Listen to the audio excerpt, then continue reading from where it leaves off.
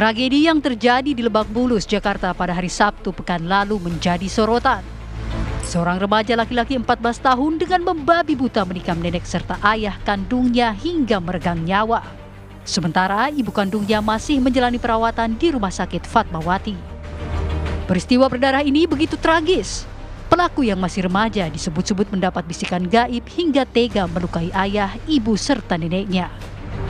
Padahal selama ini pelaku dikenal sebagai anak yang baik serta sopan. Polisi hingga kini masih menggali motif pelaku yang tega berbuat keji. Olah TKP kejadian perkara pun telah dilakukan. Pelaku disebut terus menangis, menyesali perbuatannya. Peristiwa ini pun mendapat perhatian dari Menteri Pemberdayaan Perempuan dan Perlindungan Anak Arifatul Khoiri Fauzi yang menemui MAS, remaja yang berhadapan dengan hukum dalam kasus pembunuhan keluarga di kawasan Lebak Bulus, Jakarta Selatan. Kementerian P3A menegaskan komitmennya dalam memberikan pendampingan kepada pelaku yang berusia 14 tahun itu. Tadi kami memang bertemu dengan Ananda A. Ya pasti sedih ya saya ya, karena anak baik. Anak baik. Kita tunggu aja nanti, mudah-mudahan yang mendampingi bisa menguatkan Ananda A, ya. Pastinya dia sekarang dalam kondisi yang belum bisa ditanya lebih jauh, karena kami juga menjaga secara psikologis untuk tidak bertanya kepada hal-hal yang mengingatkan kembali gitu, karena itu ada petugasnya atau ada ahlinya untuk bisa memperdalam apa yang sesungguhnya terjadi gitu. Kalau saya tadi melihat sebagai seorang ibu, saya bisa membaca bahwa Ananda A ini baik. Sangat baik kalau menurut saya. Cuman kita belum tahu kenapa bisa terjadi sesuatu seperti ini. Kita tunggu saja ya. Mudah-mudahan ini sebagai momen untuk introspeksi kita semua. Kemudian kami dari Kementerian Pemberdayaan Perempuan dan Perlindungan Anak pastinya akan mendampingi selama proses yang akan dijalani oleh Ananda. Ya, Ananda A ini mudah-mudahan proses ini bisa dilalui dengan baik dan dalam kondisi yang baik juga, sehingga nanti bisa kita mengambil kesimpulan apa yang sesungguhnya. Bagaimana peristiwa ini harus disikapi? Akankah pelaku yang masih berusia remaja bisa menguak motif yang membuatnya tega menganiaya ayah, ibu, serta neneknya? Tim TV One mengabarkan. Tadi Anda sudah mendengarkan bagaimana cerita dari Menteri Pemberdayaan Perempuan dan Perlindungan Anak, kesan yang didapatkan ketika kemudian bertemu dengan pelaku. Pelaku ini merupakan anak yang baik. Sebelum jeda, tadi juga sudah saya bawa Anda mendengarkan keterangan dari berbagai pihak, saudara, kemudian juga tetangga dalam paket tayangan yang kami sajikan. Memang anak ini dikenal pendiam, dikenal cukup sopan, tapi apa yang membuat, apa yang menggerakkan remaja berusia 14 tahun ini sampai tega membunuh neneknya, membunuh ayahnya, dan juga bahkan menganiaya ibundanya. Apa yang berkecamuk di pikirannya pada saat itu? Nah, kita akan dengarkan bagaimana pandangan dari para narasumber yang sudah bersama saya, termasuk juga melihat bagaimana akibat hukumnya, posisi dari remaja ini di mata hukum. Sudah hadir bersama saya itu ahli hukum pidana Universitas Indonesia, Bang Aristo Pangaribuan. Selamat malam, Bang Aristo. Selamat malam, Mbak Putri. Selain Bang Aristo, juga sudah terhubung kita dengan Komisioner KPAI, yaitu Ibu Dian Sasmita.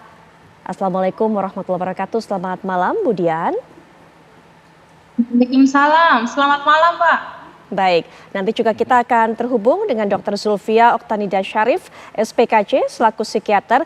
Tapi kita akan dengarkan terlebih dahulu Ibu Dian. KPAI kabarnya juga sudah bertemu dengan pelaku. Apa keterangan yang didapatkan dari pengakuan pelaku hingga saat ini? Ya, kami bertemu kemarin hari Sabtu siang ya, sore seperti itu. Tapi memang pas pertemuan tersebut kami menghindarkan bertanya terkait dengan kasusnya. Jadi lebih kepada kami berinteraksi saja, berkenalan dan memastikan anak dalam kondisi yang baik-baik saja. Artinya dia kan akan menghadapi proses hukum yang panjang ya. Nah, anak perlu dipastikan hak-hak dasarnya terpenuhi seperti itu. Baik, kondisinya pada saat itu Ibu saat bertemu dengan Budian, bertemu dengan kemudian dari perwakilan kementerian seperti apa? Tentunya ada duka yang mendalam yang sedang dialami anak. Jadi dia masih dalam kondisi yang sangat krisis sekali, belum bisa berkomunikasi dengan lancar seperti remaja lainnya. Ya duka itu sangat terasa sekali. Baik. Tidak ada kemudian satu hal ataupun juga hal kecil yang diceritakan oleh pelaku tersebut mengenai malam kejadian itu pada saat itu Ibu? Kami memang kebetulan tidak mengusik kejadian itu nih. Betul. Jadi lebih kepada apakah kamu sudah makan nak, seperti itu, tidurmu bagaimana, seperti itu. Baik. Kita nanti juga akan tunggu bergabung narasumber berikutnya Dr. Zulfia Oktanida Syarif SPKJ untuk bisa melihat lebih dalam lagi kemungkinan apa yang dihadapi oleh pelaku pada saat itu. Tapi Budian juga ini kan kasusnya semakin merebak hal seperti ini. Anak yang seharusnya menghormati orang tua, kita belajar, kita melihat bukan hanya pada kasus ini saja, tapi pada kasus-kasus sebelumnya banyak kemudian seorang anak yang usianya ini masih remaja, juga masih belasan tahun, tapi tiba-tiba sudah seperti pembunuh berdarah dingin, tega untuk menyakiti keluarga di sekitarnya. Apa yang bisa Ibu lihat, Ibu katakan dari fenomena seperti ini? Yang pasti adalah setiap kali anak melakukan pelanggaran pidana ya, itu tidak pernah berdiri sendiri. Tidak ada satu penyebab tunggal, pasti banyak. Jadi apa saja yang terjadi di sekitar anak mulai dia kecil hingga saat ini itu sangat berpengaruh sekali terhadap karakter anak, perilaku anak, bahkan respon-respon anak. Jadi ini makanya yang perlu kita lihat bersama. Bahwa kasus ini atau pelanggaran hukum yang dilakukan anak ini kita harus melihat faktor-faktor yang mempengaruhi anak, dan faktor yang mempengaruhi anak ini bisa kita lihat dari durasi paling lama anak berinteraksi di mana. Nah, salah duanya adalah keluarga dan lingkungan sekolah. Nah, dari situlah kita bisa memahami bahwa ada situasi yang di luar kendali anak. Ketika kita melihat ada kasus yang kita anggap tanda kutip brutal seperti itu, ini yang perlu dipahami orang dewasa adalah tidak semua anak-anak di luar sana itu sesuai dengan imajinasi ideal kita terhadap sosok anak remaja. Gambaran ideal kita mungkin melihat anak remaja harusnya berperilakunya sopan, di rumah saja, nurut, prestasi baik, itu adalah gambaran ideal. Tapi di luar sana tidak semua gambaran ideal remaja kita itu hadir atau dimiliki oleh anak-anak di luar sana. Nah, inilah perspektif seperti ini perlu kita pahami bersama, sehingga ketika ada anak yang melakukan pelanggaran hukum kita tidak turut serta menghakimi. Baik, Budian, tadi kita sudah dengarkan Ibu Menteri mengatakan saat bertemu kesan yang didapatkannya adalah anak ini anak baik.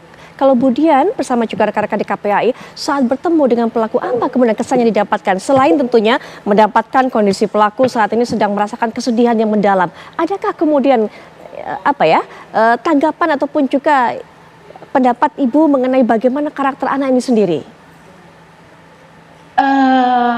Karena pertemuan kami singkat ya Mbak ya, jadi kami belum bisa mendalami karakternya seperti apa. Tapi yang pasti adalah anak yang melakukan pelanggaran hukum apapun itu, dia juga korban dari situasi-situasi di luar dirinya yang dia sendiri tidak mampu sebenarnya mengatasi sendiri. Jadi kita perlu membangun apapun status hukum anak, mereka korban, dan harus kita pastikan ketika dia masuk ke proses hukum, hak-hak dasarnya itu harusnya terpenuhi.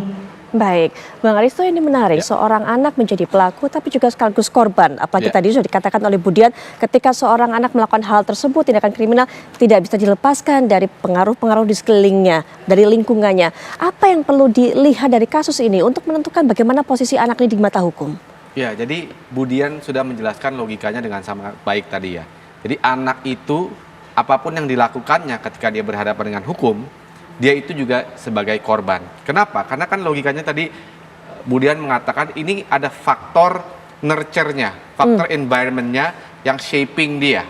Jadi dia mungkin tidak ideal, ya, tergantung lingkungannya. Artinya kalau dalam hukum pidana dia itu tidak mempunyai kesadaran penuh atau mens rea yang penuh, ya, niat jahat yang penuh ketika ingin melakukan tindak pidana, karena dia belum pada umurnya dewasa untuk dapat membedakan secara full morally wrong and right, apa yang benar dan yang baik. Itu logika yang paling dasar, dan itu adalah logika yang di internationally accepted, ya. PBB punya konvensi tentang itu. Nah, logika itu turun kepada undang-undang kita, undang-undang tentang tindak pidana peradilan anak, tentang peradilan anak, ya. Nah, sehingga karena ada logikanya itu, treatment kepada anak ketika menghadapi persoalan pidana, apalagi persoalan serius seperti ini, itu dibedakan. Apa yang membedakan? Yang pertama, anak itu hanya bisa dihukum maksimal 10 tahun. Jadi kalau misalnya hukuman untuk orang dewasa, anak itu di bawah 18 tahun, ya. Kalau hukuman untuk orang dewasa, hukuman 20 tahun atau mati, misalnya ini pembunuhan berencana, ini bisa 20 tahun atau mati. Artinya ini tidak bisa diterapkan kepada anak ini. Karena logika tadi, yang bisa diterapkan menurut Undang-Undang Peradilan Anak itu adalah maksimal 10 tahun. Itu yang pertama. Kemudian yang kedua, ketika dia menjalani situasi ini, ketika dia harus berhadapan dengan hukum, maka dia harus diperlakukan secara khusus. Apa maksudnya khusus? Pertama, ada misalnya institusinya Mbak Dian, KPAI, itu yang melakukan monitoring apakah polisi misalnya sudah melakukan prosedur-prosedur. Prosedur-prosedurnya adalah seperti interogasinya itu tidak seperti dewasa. Atau kalau misalnya dia ditahan, harus dipisahkan tahanannya dengan orang dewasa. Kalau misalnya nanti dia diadili, pengadilannya itu berbeda ruangannya. Tidak misalnya tempat duduknya sejajar, kemudian hakimnya tidak pakai jubah, supaya tidak mengakibatkan traumatik untuk anak. Nah, ini semua dilakukan sebenarnya karena tadi logika juvenile justice atau peradilan anak itu harus dilakukan secara berbeda tadi. Kenapa? Karena selain tadi faktor anak itu keputusannya belum bisa dipertanggungjawabkan seluruhnya kepada pribadinya, yang kedua anak itu harus diberikan kesempatan kedua. Akhirnya makanya hukumannya didiskon dan treatmentnya dibedakan. Bang Aristo, jika kemudian tindakan kriminal seorang anak ini tidak ditentukan oleh dirinya sendiri, tapi ada pengaruh lainnya, adakah kemudian peluang bahwa pihak-pihak lain ini bisa bertanggung jawab juga? Tapi nanti Bang Aristo, kita akan perdalam lebih lanjut lagi setelah jeda, kami sudah kembali saat lagi.